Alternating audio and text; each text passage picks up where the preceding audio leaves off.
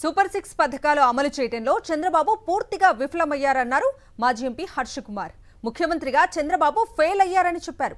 మహిళలకు ఒక సిలిండర్ మాత్రమే ఇచ్చారని ఆగ్రహం వ్యక్తం చేశారు.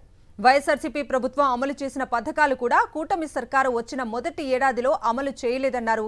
తల్లికి వందనం, అన్నదాత సుఖీభవ పథకాల్లో కోతలు విధించారంటూ తీవ్రంగా మండిపడ్డారు హర్ష కుమార్. డిఎస్సికి ఫస్ట్ సంతకం పెడతా అన్నారు, సంతకం పెట్టారు.